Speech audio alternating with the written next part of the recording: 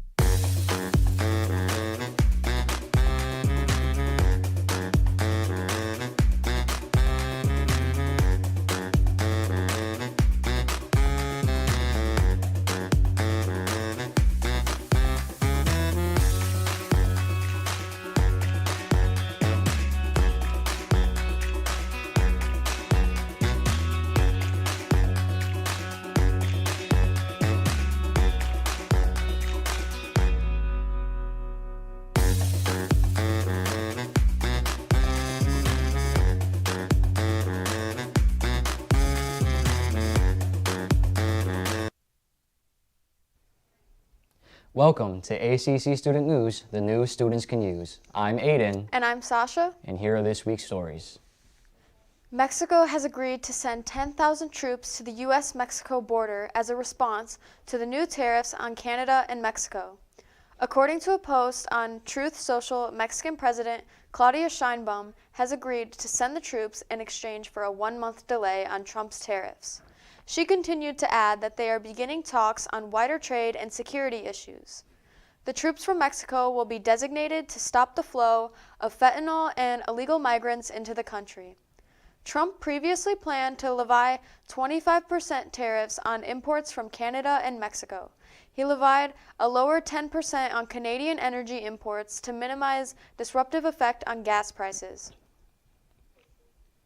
President Trump signed an executive order that is intended to ban transgender athletes from participating in girls' and women's sports. The order, entitled Keeping Men Out of Women's Sports, authorizes the Education Department to penalize schools that allow transgender athletes to compete.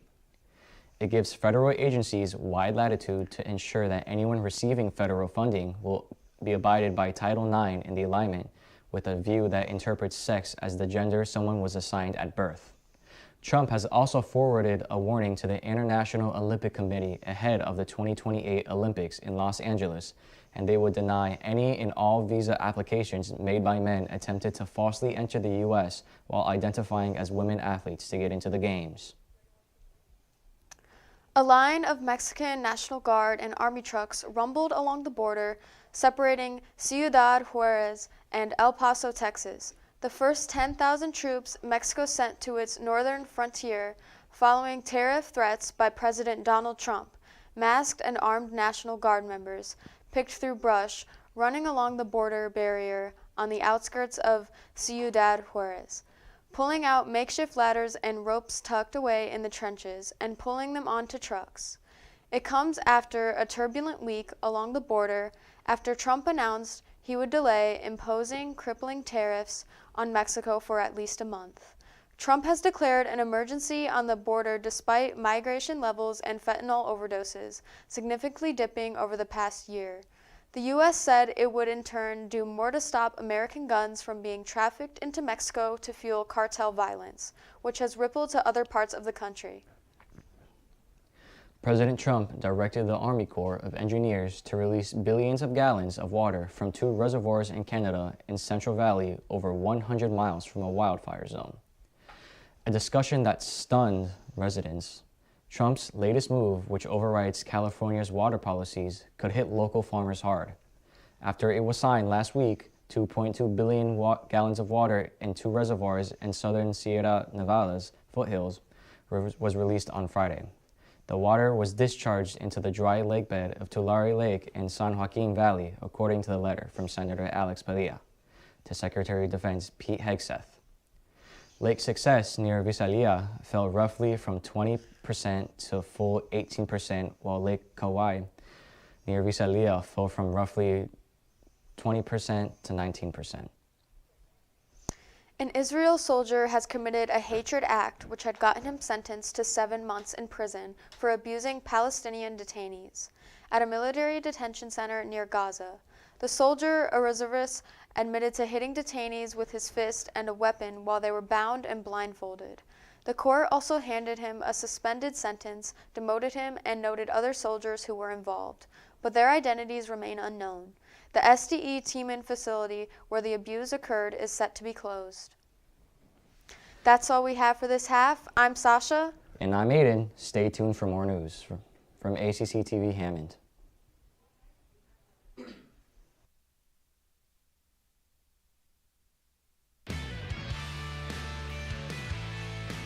It's basically just a class where we go out into the public and we locate underground utilities so that construction companies can be safe while they work, and so that they don't cause any problems out in the public or cause any damages or anything like that. We got like gas, AT&T, cable TV, there's fiber and copper lines, all the different things you have to learn to figure out how to hook up to a line and where to hook up. As far as our instructors, they're great. They come prepared every day. They have the motivation, and I can even see the motivation coming from them. That's what I love about our instructors, is that they come prepared, ready to make us better every day. I think it's just a challenge most of all. You have to troubleshoot a lot of things, so a lot of us like that as well, the challenge at the job. Walk in that door, usually if we're going to go out and check a ticket, get your stuff on and roll out and get your stuff and go, and then work with your group, get all of it done, paint it out, mark it out, come back, talk about it for a little bit, see what you did, see if you did a good job, and then you're out of here. If they think that we're qualified and we're ready to be out there by ourselves doing the things that we do usually just on our own, they'll give us a job offer straight out of high school. I would much rather be doing something outside versus pushing buttons in a factory or something like that. I always remember my dad talking about it and knew that there's a lot of benefits with coming with a job like this. And like he said, it's outside. You're not stuck in a house or a factory all day working. Always excited to get out and do new things.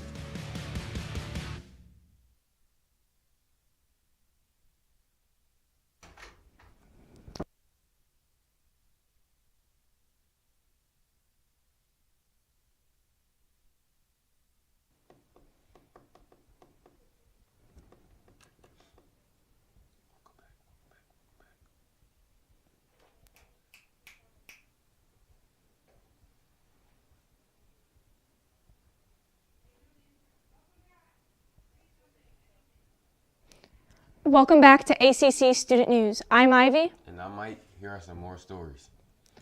The heist of 100,000 eggs has become a whodunit in the state of Pennsylvania. A trailer of eggs was broken into from the back of Pete's and Gary's Organics distribution 4 days after the theft that the law enforcement could be tied to the high cost of eggs. The current cost of eggs has skyrocketed since the bird flu forced farmers to slaughter millions of chickens a month. This pushed US egg prices to more than double their cost in the summer of 2023. The average price of a dozen eggs nationwide, $4 a carton. Policies are also following up with possible witnesses and looking into surveillance to help identify the perpetrators. As of now, they have no leads. The Chicago Bear owner has sadly passed at the age of 102. Virginia McCaskey attended every Bears game home and away. She was loved by the team and fans because of her love for football and her passion that matched her father's. She was also the longest tenured NFL owner, having served as the of the Bears after her passing is presumed to be one of her sons, George McCaskey, who currently serves as the chairman. President Trump is planning to dismantle the Education Department.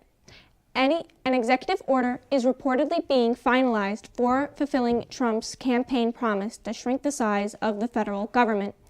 Though the president cannot legally abolish a federal agency without the approval of Congress, many families and students are enraged by this, saying if Trump gains this power, it would explode class sizes, cut job training programs, make higher education more expensive, take away special education opportunities for students with disabilities, and ruin students' civil rights protection. Trump's goal is to let states run the schools. President Donald Trump plans to take over Gaza following the end of the Israel-Palestinian conflict. President Trump wants to enact a plan to take over the Gaza Strip and temporarily deport Palestinian residents. He wants to turn the destroyed enclave to luxurious location, naming the location Riviera of the Middle East Trump. Considers this a great way to build jobs in that community and that it will be better than going back to Gaza. Many U.S. allies disagree with Trump's decision, feeling that the deportation of Palestinians would not normalize their relationship with Israel. There are some strange things happening, but the strangest to come is a dog stuck on a roof in Gary. Thanks to the joint efforts of area residents, the Lake County Sheriff Department, and a local tree company, the dog was safely removed, according to the Sheriff's Department. Someone in the area flagged them down and said there was a dog that had somehow gotten onto the roof of a 3-story residency near 18 and Malcolm X Drive in Gary. The fire department was contacted but did not respond due to the safety issue, so the police officer asked the tree expert to bring a boom lift to get to the dog. The tree company responded and was able to rescue the dog from the roof without incident. Gary Animal Control and Silver Strays took possession of the dog. Happy birthday to Cosmo teacher Miss Jackson. That's all we have for this week. I'm Ivy. And I'm Mike. Make sure to check out the rest of our videos on YouTube.